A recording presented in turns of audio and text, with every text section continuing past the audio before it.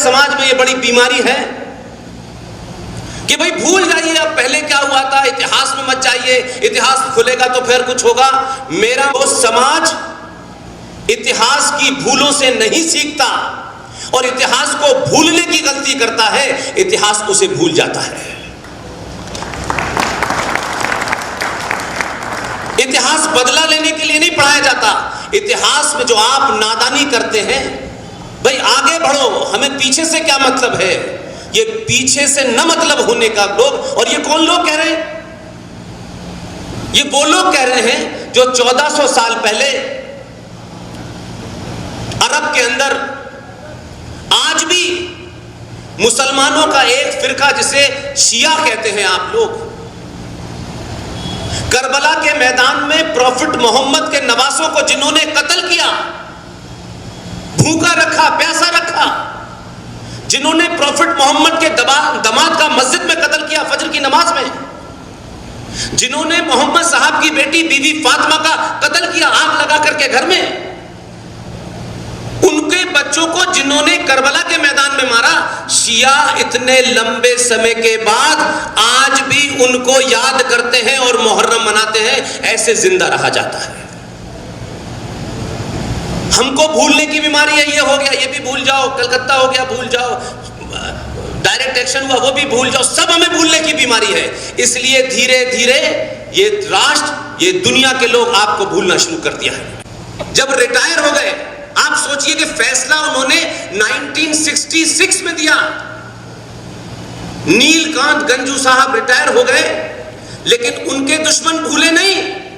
66 से इंतजार किया और 4 नवंबर 1989 को सड़क पे 10 गोलियां मारी और उनकी लाश पड़ी रही और अनाउंस किया।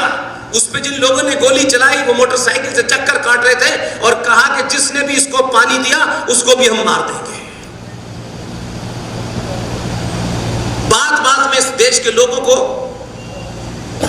जुडिशरी के बारे में बहुत बताया जाता है, बात बात में हर चीज का ज्ञान बहुत दिया जाता है।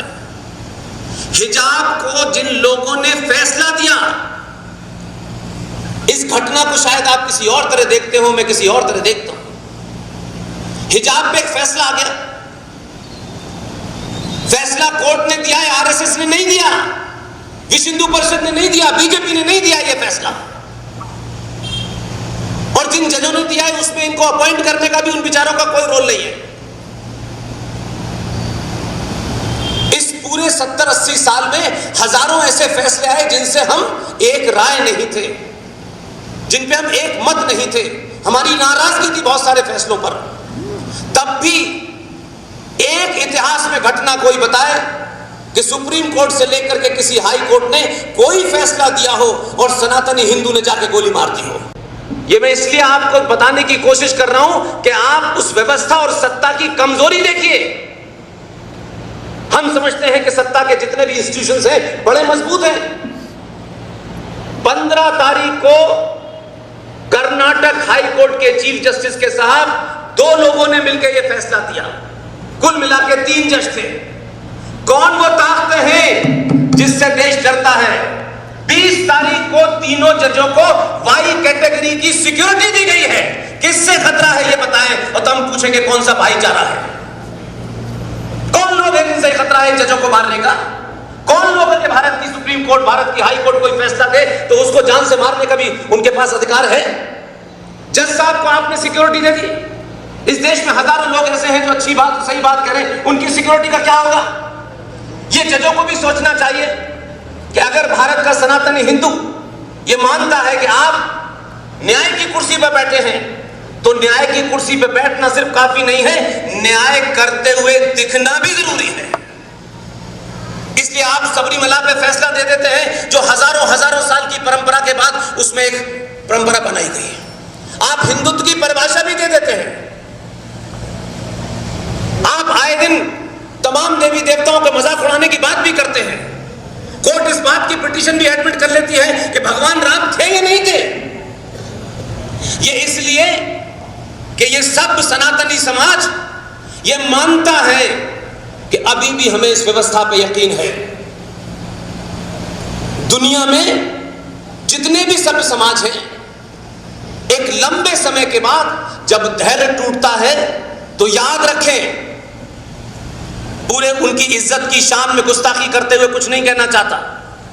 भारत की जुडिशरी और भारत की व्यवस्था अगर यह समझती है कि 90 से 95 करोड़ हिंदू इस देश में उनको गाली देना जस्टिफाई है,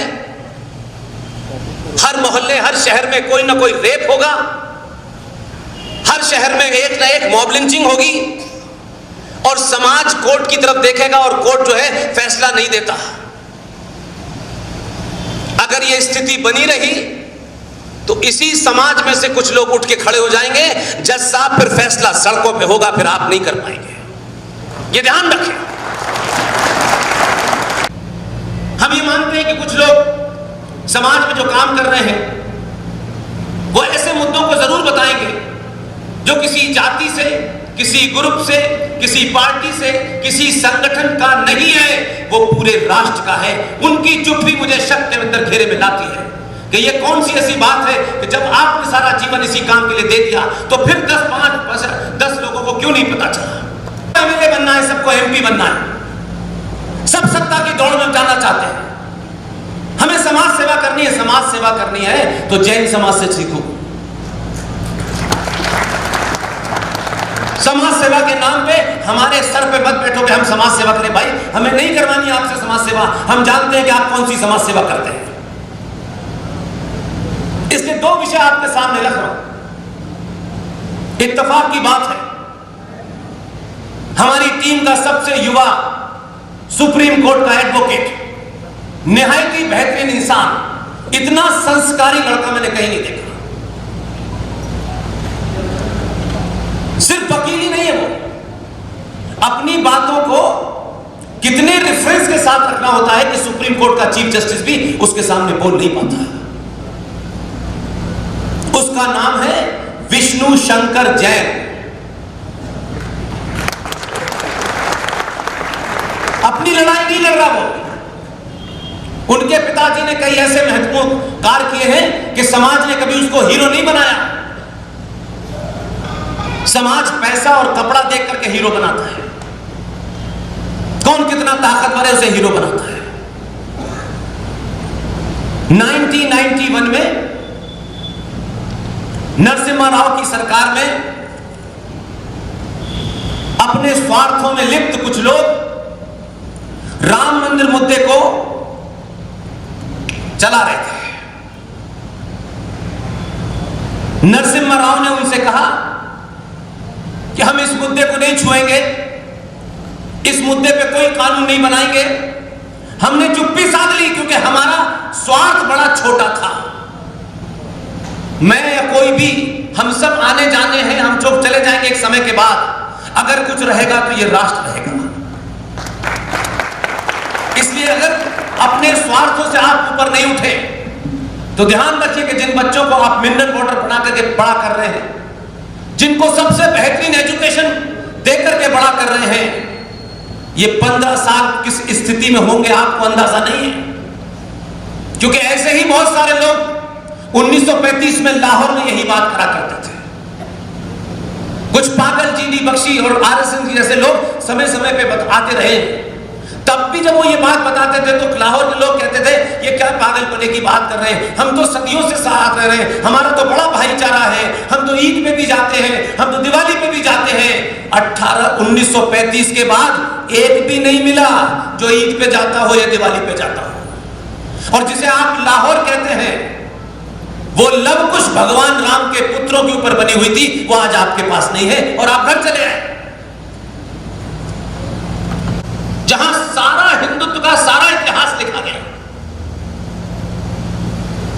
उस धरती पर 1990 से पहले हमारे नेताओं को मैं दोष इसलिए नहीं देता कि नेता झूठे होते हैं, उनका अपना एक स्वार्थ होता है।